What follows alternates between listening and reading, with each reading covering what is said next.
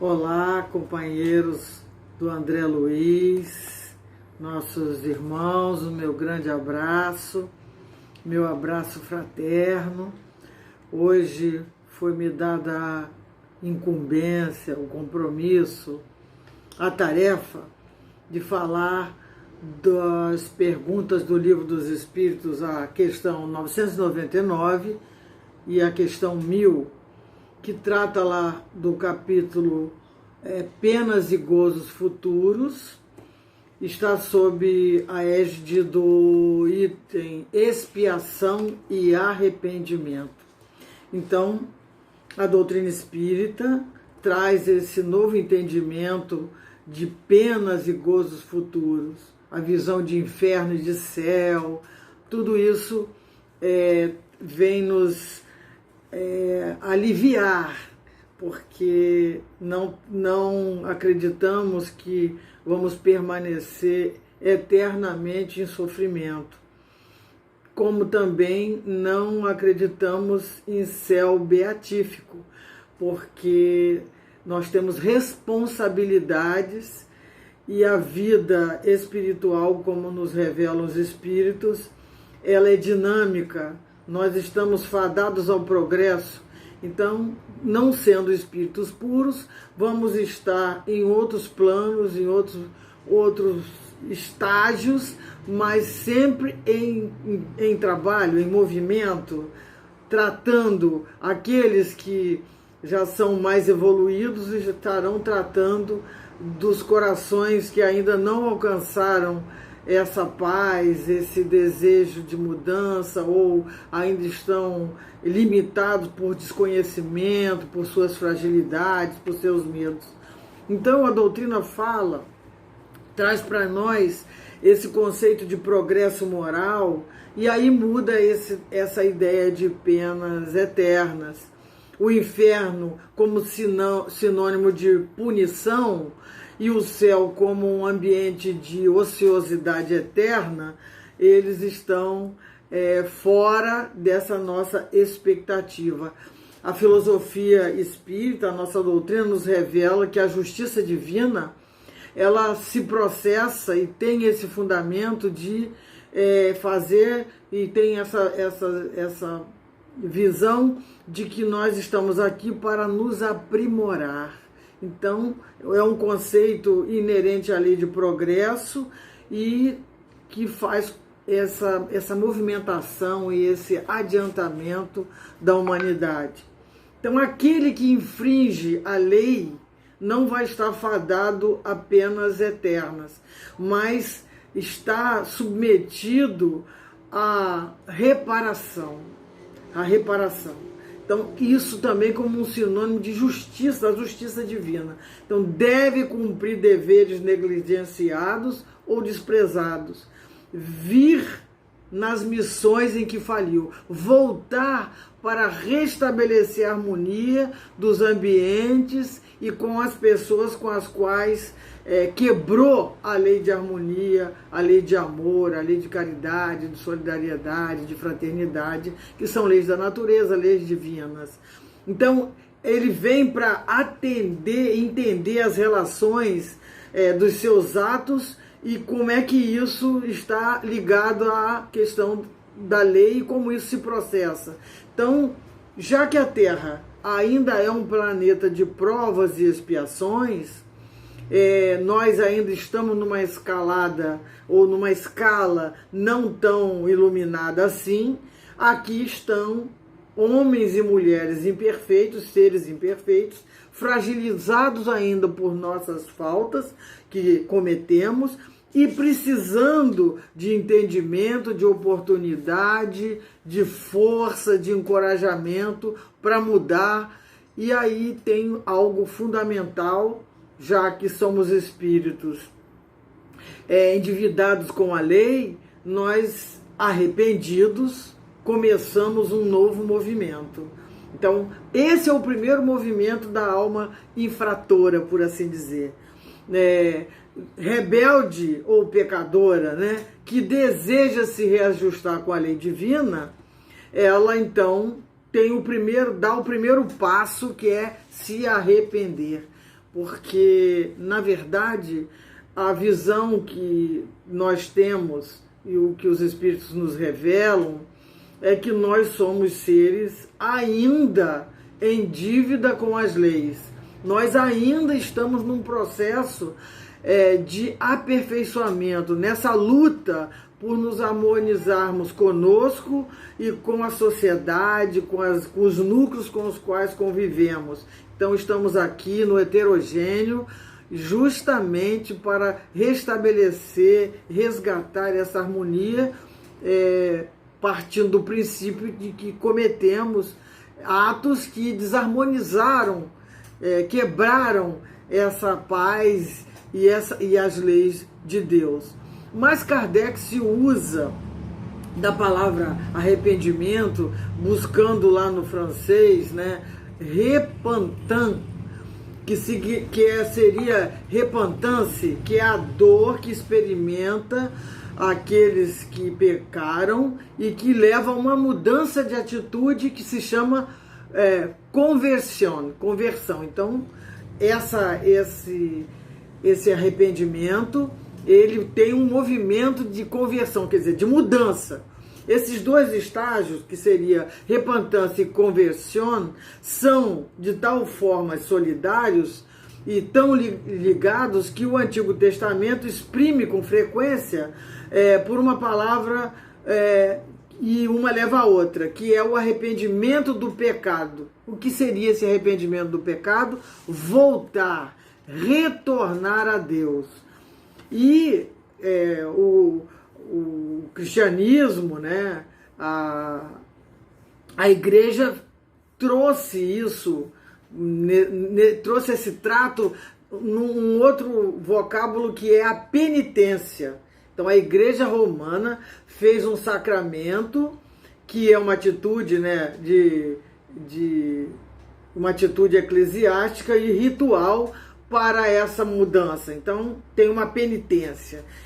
É uma concepção de que as pessoas seriam salvas fazendo obras, mas é preciso fazer uma transformação interna. Então vamos buscar aqui um texto do Emmanuel para a gente ver isso. Compreendemos que, ao contrário do corpo, que se encontra o seu fim na morte, o espírito, quer dizer, nós, tem vida eterna. E pelo que o seu futuro depende do somatório das ações boas e más praticadas ao longo das suas diversas reencarnações. Por isso que se diz: a semeadura é livre e a colheita é obrigatória. Então, é preciso, né, não basta só fazer essa confissão de que erramos e submeter às penitências, como os tribunais fazem, né? A pessoa paga uma pena, ela tá passando por uma penitência, tá na penitenciária, está cumprindo a pena. Mas para a lei divina não basta só isso. É preciso que haja um movimento interno. É preciso que essa pessoa, que esse ser, se restaure dos seus maus pendores, se reorganize, se harmonize com as leis do amor, da paz. E então esse arrependimento, ele ajuda ao ser fazer esse movimento. Mas é preciso que ele se dobre, que a alma se dobre a si mesma. Então, reconhecer que precisa fazer um movimento de mudança. Não basta penitenciar-se. É disso que a gente quer dizer. Outro inconveniente também pode ser o de a gente confundir o sentido de arrependimento com práticas exteriores. Obras feitas para agradar a Deus, com o intuito de obter perdão, sem que a gente corrija pensamentos, sentimentos e atos. A Joana diz para nós que, eu vou ler aqui: a soma das tuas ações positivas quitará o débito moral que contraíste perante a divina consciência. Porquanto o importante não é a quem se faz o bem ou o mal, sim a ação em si mesma em relação à harmonia universal. Porque podemos voltar para trabalhar numa missão que atenda a coletividade, com todas as provas, com toda a expiação que aquele espírito, de acordo com o seu grau de comprometimento com essa lei, ele vem, né? Então, ele está contribuindo para a harmonia universal. Todas as vezes que nós nos iluminamos, nos pacificamos, todas as vezes que nós retemos as nossas más inclinações, nós estamos contribuindo com a coletividade, porque nós vibramos, nós agimos, nós interagimos. Então, todo movimento de cada indivíduo, ele não está dissociado do seu trabalho e dos seus movimentos em direção ao outro e à coletividade. Também tem ainda a questão da provação e da expiação, né? Porque esses conceitos que a doutrina traz, que diz que a prova ensina o discípulo rebelde e preguiçoso a estrada do trabalho e da edificação espiritual. Vamos sendo testados, né? Agora, a expiação é a pena imposta àquele que errou, malfeitor, que cometeu um crime. O Emmanuel que diz isso, né? E o arrependimento é o primeiro passo para a melhoria, mas não basta por si só, é preciso a expiação e a reparação. Então, arrependimento, expiação e reparação são 3 condições necessárias para apagar os traços de uma falta e as suas consequências. Então, o arrependimento, ele suaviza as dores da expiação, porque há uma certa consciência, não é?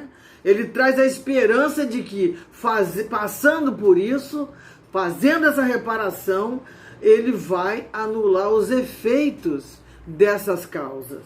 Então, o perdão seria uma graça e não uma anulação, porque vem do outro, né? Quando o perdão vem do outro. E o arrependimento, ele pode se dar por toda parte e em qualquer tempo, como a pergunta foi feita. Então, para a felicidade, para a harmonia, esse arrependimento ele é muito importante, porque ele concorre com essa nossa melhoria, com essa melhoria espiritual. Mas o arrependimento é a porta, abriu-se a porta para uma reconstrução de um novo caminho. Arrependeu-se, então, quando há esse movimento, então ele começa a crescer. Arrependeu-se, abriu a porta da reparação. Mas é preciso não desejar mais fazer o mal. É preciso integrar-se ao bem. É preciso esquecer o passado para colher as forças para os resultados futuros. Deus misericordioso e sábio, ele nos dá a oportunidade a todos os seus filhos para alcançar a luz. Além de cumprir a pena, é preciso se arrepender. São coisas diferentes, porque muitas vezes pagamos, mas não houve nenhum movimento interno. Pagamos externamente, prestamos um esclarecimento à sociedade, né? Damos uma resposta à sociedade, mas a gente está falando de iluminação interior, de paz interior, de harmonia. Estamos falando de evolução, de progresso, de iluminação. Não estamos falando de castigo, mas de uma consciência que a porta do arrependimento abre, não é? E dessa consciência para que a fraternidade e o amor possam imperar em nossas vidas. Então, a expiação, que é um momento difícil pelo qual o espírito passa, mas é uma condição para a sua alavancagem, por assim dizer. Então ela tem até sofrimentos físicos muitas vezes, sofrimentos morais, que são consequência das faltas que cometemos.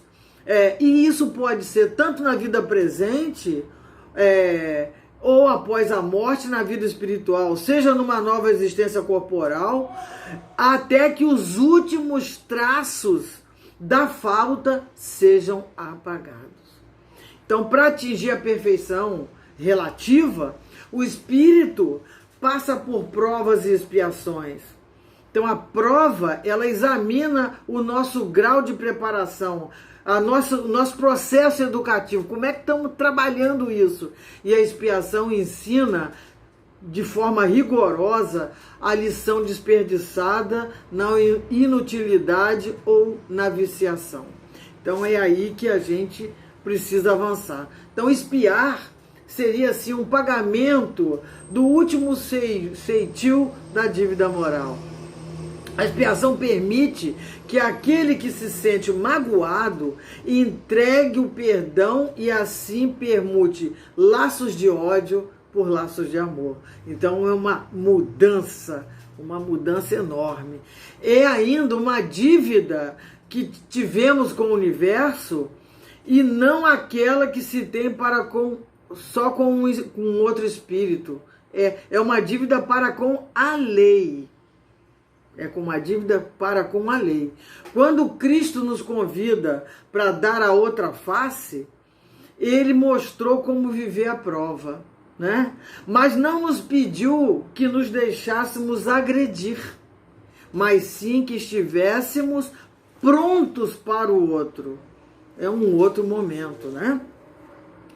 Todas as coisas, o Paulo diz, todas as coisas me são lícitas, mas nem todas edificam, nem todas me convêm. Então, escolher o que é melhor para o nosso grau de entendimento, e é preciso que a gente compreenda que a vida tem leis. E é preciso cumprir em clima de harmonia. Então, as mudanças elas devem se operar na intimidade da alma. E muitas vezes esses compromissos, porque o que a doutrina nos ensina o tempo todo, o livro A Gênese, lá no seu final, no seu último capítulo, ela fala, a doutrina vem nos dizer sobre o que há de vir, né? E ela diz o seguinte, que o homem, ele se desenvolveu em ciência, em tecnologia, em arte, mas cresceu em ciência, cresceu muito, mas ainda engatinha, ainda anda a passos curtos e lentos nos sensos de justiça, de caridade, de amor e de solidariedade. Então, essa é a visão de quem está aqui na Terra. É a visão que nós precisamos ter de entendermos que estamos todos necessitados de praticar a lei de justiça, mas, sobretudo, do amor, da compaixão, da compreensão, da solidariedade, de estender a mão aos caídos, não julgar, porque estamos todos, cada um na nossa medida, cumprindo os compromissos e tendo que reatar com a lei do amor, a lei da justiça e a lei da caridade. Todos nós estamos. Então, o momento é de solidariedade, o momento é de compaixão, o momento é de caridade, o momento é de oração, o momento é de compreensão, é de autoconhecimento. Porque assim, quando nós nos conhecemos e relativizamos a falta do outro, mediante nos reconhecermos no semelhante. Então, quando pudermos, quando os espíritos chegam para nós na mesa mediúnica com as suas dores, quando dialogamos com eles, nós nos vemos ali. Quem somos nós para julgar? Mas somos espíritos que estamos num momento de despertamento, entendendo que é hora de ajudar aquele que expia. acolher aquele que passa por provas, porque somos nós também que estamos nesse momento. Todos nós estamos. E essa solidariedade, essa compreensão de que estamos inseridos num planeta em que todos, é premente essa necessidade de que todos estamos aqui para amar, servir e progredir. Esse é o objetivo, buscar a paz, buscar a harmonia. Então, essas mudanças têm que acontecer na nossa intimidade. Então, o arrependimento que vem acompanhado pelas obras é outro chamado, né? As obras para a gente reverter, restaurar o que a gente fez antes. Procurar o Cristo o tempo todo para nos consolar e nos confortar. Entrar em sintonia com as energias amoráveis, com os ensinamentos. A doutrina no Evangelho diz lá: espíritas, amai-vos e instruí-vos. Está na programação do entendimento das penas e gozos futuros, que precisamos amar, mas precisamos estudar, precisamos compreender, precisamos melhorar o nosso entendimento acerca das leis que nos regem, inclusive das leis humanas. E quando alguém está em prova, não nos cabe, quando alguém está em expiação, não nos cabe, para conforto da nossa consciência, dizer: não é por acaso que está sofrendo, toda causa, todo efeito tem uma causa, então boa coisa não fez, boa coisa algo, tá reparando algo que fez, mas o que é que isso está fazendo com que nós nos iluminemos? Julgar, não é? Então, quando aquele que tem condição não ergue a mão, não seca a lágrima e não consola, então vai voltar para espiar, porque essa é a lei. É preciso restaurar. E todos nós, como dizia o querido Francisco de Assis na sua carta de intenção, né? Fazei-me instrumento da sua paz. Onde houver ódio, que eu leve o amor. Onde houver ofensa, que eu leve o perdão. Onde houver discórdia, que eu leve a união. Portanto, é para restaurar. Estamos aqui também para restaurar. É preciso que as nossas atitudes sejam sinceras, dirigidas e inspiradas na caridade. Que o nosso coração, que pulsa, esteja pulsando no ritmo do amor crístico. É bonito isso, né? Então é preciso que nós não nos salvamos só pelo arrependimento. Ele abre portas, a gente já falou disso outras vezes, mas essas portas são abertas para o amor, né? Não para nos penitenciarmos ou para ficarmos blasfemando, né? Eu fui um espírito muito atrasado, eu acho que eu contribuí com a crucificação do Cristo. E daí? Mas já se passaram 2000 anos, não é 2020 anos, então a hora é outra, né?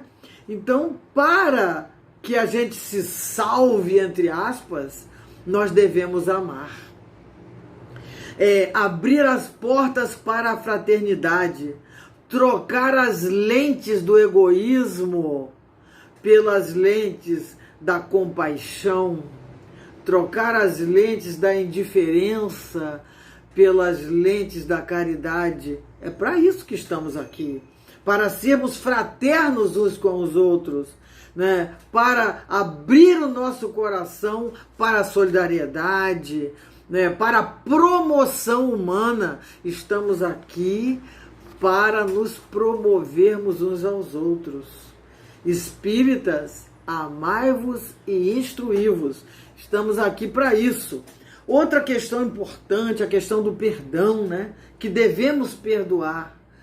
esse é um processo também, um processo sério. Uma coisa é alguém que nos perdoe, que é uma condição dele. O processo de auto-perdão é um processo muito pessoal. Então, entendemos, né, que o mundo oferece tudo de bom, mas nós estamos, ou temos que estar nessa sintonia para a oportunidade de que as portas se abram para nós, elas se abram para a luz, as portas se abram para a luz, e que essa luz possa se irradiar em nossa consciência. Vamos pensar num ato de orar, de fazer preces. Nossas preces só alcançam os cumes da divindade quando nós expandimos, quando nós abrimos a porta do nosso coração, quando somos sinceros. E isso é uma forma de nos municiarmos de energia e força para o enfrentamento das provas, das expiações, das nossas lutas aqui na Terra. A questão 1000 diz que nós podemos ir resgatando. Nós podemos ir resgatando em qualquer tempo. E que esse resgate, esse processo de despertamento espiritual se dá em todo lugar. E que a vida é vida em qualquer ponto do universo. Isso é muito importante. Como pensar que somente no corpo físico se evolui, não é?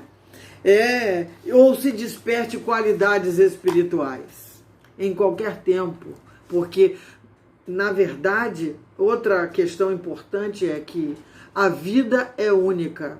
A gente fala, a vida continua. A vida é única. Nossas encarnações, nossas personalidades é que mudam. Cada época dessa nossa vida, dessa individualidade, cada época nós estamos numa roupagem, num comprometimento, num compromisso, num processo de construção, numa expiação, ou numa prova, ou numa missão. Cada tempo, mas somos únicos. Nós atravessamos os milênios. Então estamos nesse processo educativo. Nós estamos aqui nessa escola. Nesse momento, a escola da alma é toda a criação de Deus, são todas as suas dimensões. Há muitas moradas na casa do meu Pai. Então, o processo de evolução e de reconstrução vai se dando à medida que essa individualidade, que esse ser, que esse espírito deseja fazer isso. Estamos nesse progresso e avançamos para Deus. Tudo o que nos acontece são processos de elevação que temos que passar, a não ser que desejamos, por livre-arbítrio, nos manter estacionários, não é? Aí o tempo vai ser um pouquinho maior. Mas todos nós estamos trabalhando para essa luz. E há todo um movimento na sociedade. A gente reflete, por exemplo, nesse momento duro pelo qual o mundo passa. Nós estamos passando por um momento difícil, para que a gente possa, inclusive, eu aqui na minha limitação, penso, né, que nós estamos passando por um momento para refletir qual é o significado da nossa vida, qual é a importância da nossa encarnação, como é que estamos nos relacionando com os outros, qual é a nossa programação, como estamos vivendo esses tempos de isolamento e como estamos nos movimentando em direção à sociedade, como estamos abrindo a nossa consciência para entender que nós somos a humanidade e que somos irmãos e que em qualquer terra, em qualquer ponto do globo, nós somos filhos de Deus, somos, na verdade, indivíduos, mas que a nossa permanência física, ela é passageira. Todos vamos desencarnar. Então estamos num momento de muita reflexão sobre tudo isso, que o tempo é agora, é uma porta, é uma prova grande, uma prova dura, e é uma porta que está se abrindo para que a gente possa se arrepender, possa abrir caminho para pedir perdão e para perdoar. Ainda há tempo para exercitarmos esse amor e entender que nós estamos aqui sob a égide das leis divinas, mas, sobretudo, sob o comando e a misericórdia de Jesus, dos amigos espirituais, e que Deus não abandona nenhum dos seus filhos, que nós somos, que o amor possa imperar, né? Que nós estamos sendo chamados para isso, para a solidariedade, para ressignificar o que estamos fazendo aqui, não é? Nesse momento de expiação para o planeta, né? Então é necessário que a gente saiba se conduzir nesses chamados, né? E que os nossos feitos sejam realmente restauradores, reparadores, reconstrutores do nosso caminho. E nós, eu me incluo, espírito errante, errante que é um erro, né? Espírito em erro, porque errante é um estado, mas na verdade espírito ainda endividado, que também passo por todas essas reflexões, né? Esses movimentos de repensar o caminho, o que Deus está querendo me dizer, o que a natureza com a sua lei está querendo me dizer. Muito egoísmo, muita indiferença, muita ganância, muita avareza, muita falta de solidariedade, é isso? E vamos então retomar tudo isso. Então, para que a gente saiba se conduzir ou nos reconduzir ao caminho, tem uns chamados. A doutrina diz para nós que não é um jejum que ilumina, não é um sacrifício exterior que alcança a paz, é um processo interno. Não ficando calado que despertaremos condições espirituais. Isolados é que nos iluminaremos. Não necessariamente assim. Estamos falando de ritos, de penitências externas, não é? Não é privando o corpo que a alma se ilumina. Então, o fanatismo também torce a verdade.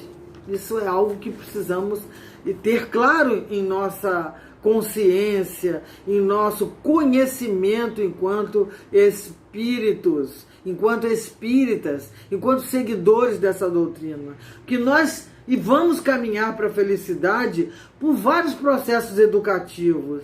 E é preciso ter sabedoria para entender a lei. Então precisamos nos elevar. E o tempo todo a gente fala de conhecimento, de autoconhecimento, de leitura, de estudos, a ciência, os outros conhecimentos, eles podem nos ajudar. Eles trazem conceitos para que a gente se amplie. E o Kardec fala disso, que não podemos estar fechados aos conceitos e aos ditames da ciência. Então, é por meio do bem que nos afastamos do mal. A caridade dissipa do coração os nossos entraves. Esse movimento é um movimento muito importante. Então precisamos, com a caridade, dissipar as paixões, o orgulho, o egoísmo. Então, para que possamos nos libertar das perseguições ou das constrições, né? Tanto de natureza interior quanto de natureza exterior. Mas a natureza interior é o nosso cuidado, é o nosso tratamento desse momento, mas que se reflete o tempo todo na natureza exterior. Então, combater ao mal, nós ainda não aprendemos muito bem, porque é tudo aquilo que nos impede de progredir, tudo aquilo que nos impede a felicidade, tudo aquilo que nos impede a paz, tudo aquilo que nos impede a harmonia com os outros seres, tudo aquilo que nos impede da harmonia com os elementos e as leis da natureza. Então o homem, porque eu não o recebi, nem o aprendi de homem algum, mas mediante revelação de Jesus Cristo. É Paulo aos Gálatas. Então, nossas faltas, nossos erros, são muitas vezes por ignorância das leis. Então, muitas vezes, muitos não têm forças para compreender isso. Então, é preciso corrigir, que na carne ou fora da carne nós podemos corrigir. Esses sofrimentos existem em qualquer lugar, em qualquer dimensão. E a misericórdia, a compaixão, os amigos espirituais estão em toda e qualquer dimensão. A espiritualidade todo o tempo nos revela isso. E que serve, né? De que serve a gente se humilhar diante de Deus e a gente continuar orgulhoso diante dos homens. Amemos a Deus em todas as coisas. É preciso que o nosso trabalho, né, que a terra nesse ambiente, que é um ambiente para que a gente se eduque, né? Poucos ainda se avançaram, mas nós estamos aqui para entender por que a nossa inferioridade ainda nos limita, ainda nos faz sofrer, para fazermos diferente, para nos libertarmos dos vícios, né? Para deixarmos de ser ovelhas desgarradas desse rebanho do bom pastor, usando uma metáfora, né? Para que a gente possa, então, estar na presença de Deus, como dizem os evangelhos, estarmos diante dos seus desígnios, estamos em sintonia e nos encorajando. E é preciso que nós entendamos, né, que nós nascemos para amar, nascemos para evoluir, nascemos nessa vida para progredir. Nós contamos com a misericórdia divina, com o esforço pessoal, mas com a misericórdia e a compaixão dos nossos pares.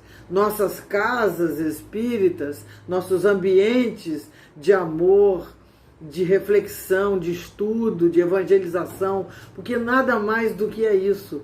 Estamos aqui, eu e vocês, nos evangelizando, buscando a lei, as leis divinas, para nos alentar, nos confortar, porque a doutrina é a doutrina da esperança. Não há possibilidade de ficarmos eternamente pagando, cumprindo penas eternas. Essa doutrina que é consoladora, que refrigera as nossas almas, os espíritos amigos, os nossos guias espirituais, que vêm nos dar notícias e nos acalentar. Certa feita, nosso guia nos enviou uma mensagem na qual continha 12 vezes a palavra esperança, para um momento meio desesperançado, entre aspas. Então, a esperança é o nosso grande combustível. Ela desvela essa nuvem, né? A doutrina desvela essa nuvem do túmulo, né? Que a vida continua e continua com todas as possibilidades de refazimento. Nós voltamos, mas nós podemos continuar em outras esferas, refazendo, aprimorando o nosso ser, nos iluminando, voltando para nos comprometermos com o amor e a fraternidade e a paz, a esperança que a doutrina simboliza, é a esperança de que também não há céu beatífico, né, para ociosos, mas que há ambientes de iluminação e que os espíritos iluminados, eles são felizes na medida que vão nos erguendo, que vão dando a mão para nós outros, que ainda precisamos de acalentar nosso coração, precisamos nos reerguer, refazer caminhos, amar. E recebendo esse amor, recebendo essas orientações, nós nos fortalecemos e sigamos. Que a paz, que a esperança, que o amor, que a solidariedade tão bem praticada no André Luiz possa refrigerar nossas almas, fortalecer nossos corações, para que sigamos empenhados na nossa reformulação e no serviço da paz, do amor e da solidariedade. Um abraço a todos, muito obrigada.